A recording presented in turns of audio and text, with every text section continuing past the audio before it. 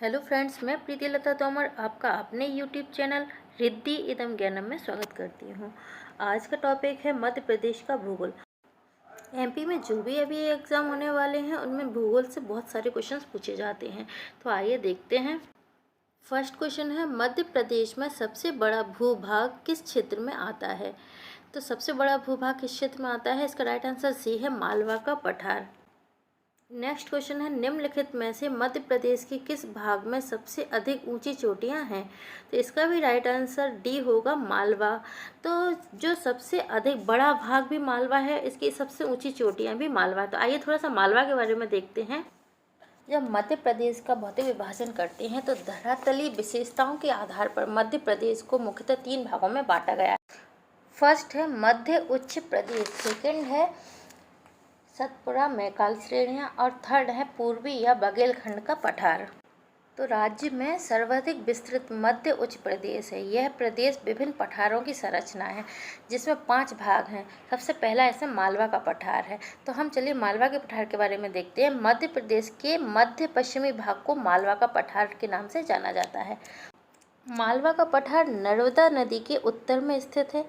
यह पठार दक्कन टैप का ही भाग है। यह लावा निर्मित पठार है। मालवा पठार नर्मदा व चंबल के मध्य में पड़ता है। मालवा के पठार का क्षेत्रफल मध्य प्रदेश के कुल क्षेत्रफल का 28% है। इसकी भौगोलिक स्थिति 20 डिग्री 10 अक्षांश से 25 डिग्री 8 अक्षांश उत्तरी अक्षांश तथा 74 डिग्री 59 अक्षांश से 79 डिग्री 20 अक्षांश पूर्वी देशांतर के मध्य स्थित है। कर्क रेखा इसे 2 भागों में विभाजित करती है।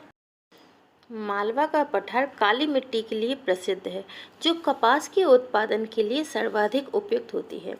इस पठारी क्षेत्र में उज्जैन, सांची, भीमबेटका, विदिशा और उदयगिरी की गुफाएं आती हैं।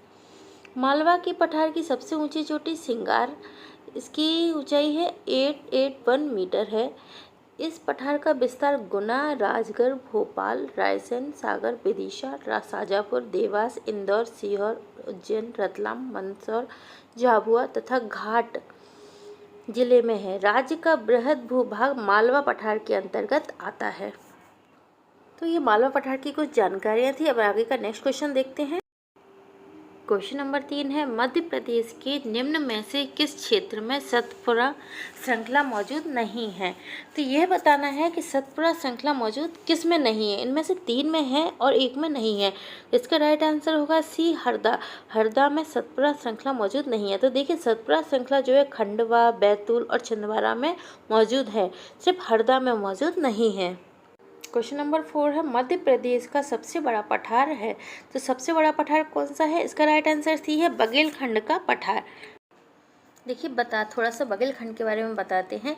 तो बघेलखंड का जो पठार है, इस क्षेत्र की औसत ऊंचाई 400 मीटर व अधिकतम ऊंचाई 1500 मीटर है। इस क्षेत्र में सोन नदी का प्रवाह तंत्र पाया जाता है। कर्क रेखा बघेलखंड के पठार को 2 भागों में विभाजित करती है, इसलिए इस क्षेत्र की जलवायु मानसूनी प्रकार की जलवायु है। इस क्षेत्र में ग्रीष्म ऋतु अधिक गर्म तथा शीत ऋतु सामान्य ठंडी होती है। बघेलखंड पठारी क्षेत्र का औसत तापमान गर्मियों में 35.5 डिग्री सेंटीग्रेड तथा सर्दियों में 12.5 डिग्री सेंटीग्रेड रहता है। इस क्षेत्र में औसत वर्षा 125 सेंटीमीटर होती है। तो ये था बघेलखंड का पठार। क्वेश्चन नंबर 5 है, मध्य प्रदेश में कोयला किस समूह की चट्टानों में पाया जाता है? तो इसका राइट आंसर सी है, गोंडवाना समूह। गोंडवाना समूह की चट्टानों में कोयला पाया जाता है। नेक्स्ट क्वेश्चन है, निम्न में से किसमें जवेरा का गुंबद स्थित है? जवेरा का गुंबद किसमें स्थित है? तो इसका राइट आंसर होगा ए, कगार भूमि। कगार भूमि में जवेरा का गुंबद स्थित है। नेक्स्ट क्वेश्चन में, महादेव पहाड़ियाँ किस राज्य में स्थित है? महादेव पहाड़ियाँ किस राज्य में स्थित हैं? तो इसका राइट आंसर होगा ए, मध्य प्रदेश। महादेव पहाड़ियाँ किस राज्य में स्थित है? मध्य प्रदेश में महादेव पहाड़ियाँ स्थित हैं। क्वेश्चन नंबर 8 है, कौन सी श्रेणी यमुना और सोन के मध्य द्विभाजक का कार्य करती है? कौन सी श्रेणी यमुना और सोन के मध्य द्विभाजक का कार्य करती है? तो इसका राइट आंसर होगा बी, कैमूर। कैमूर की श्रेणी यमुना और सोन के मध्य द्विभाजक का कार्य करती है। क्वेश्चन नंबर 9 है चंबल, बेतवा और केन नदियाँ किस श्रेणी से निकलती हैं? तो चंबल, बेतवा और केन नदियाँ किस श्रेणी से निकलती हैं? तो इसका राइट आंसर होगा ए, विंध्याचल श्रेणी से निकलती हैं।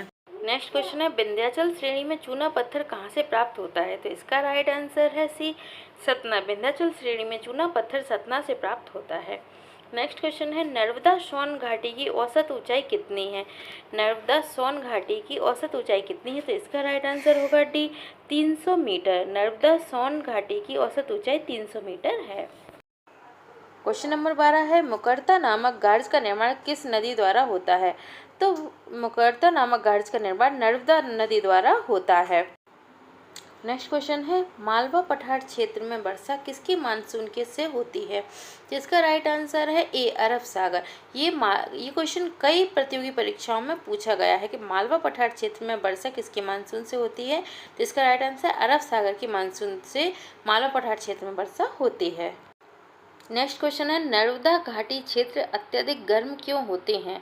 तो इसका राइट आंसर है बी, कर्क रेखा के समीप होने के कारण नर्मदा घाटी क्षेत्र अत्यधिक गर्म होते हैं। क्वेश्चन नंबर 15 है मध्य प्रदेश में कितने प्रकार की ऋतुएं पाई जाती हैं? तो इसका राइट आंसर बी है, 3। मध्य प्रदेश में 3 प्रकार की ऋतुएं पाई जाती हैं।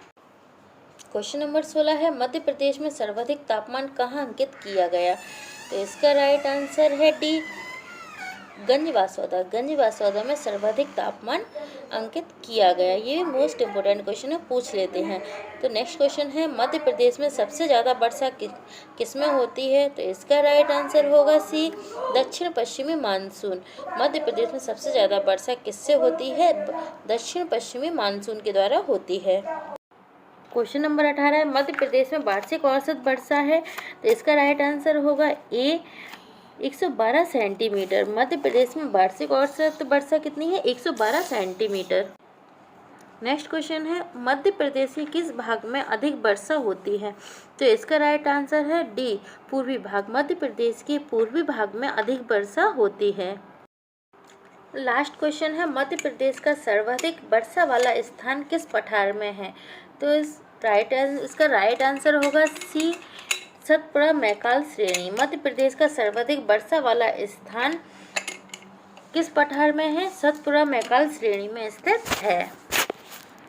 तो ये थे मेरे टॉप मोस्ट इम्पोर्टेंट ज्योग्राफी के 20 मोस्ट क्वेश्चंस। इनमें से ही क्वेश्चन में पूछे जाते हैं प्रतियोगिता परीक्षा में। तो ये बहुत अच्छे क्वेश्चंस हैं, प्लीज़ इसको ज़रूर देखिएगा, पूरा वीडियो देखिएगा और लाइक, शेयर और कमेंट करना ना भूलिए। मैं ऐसे ही और अच्छे क्वेश्चनों की वीडियो लेकर आऊँगी। तब तक के लिए थैंक यू।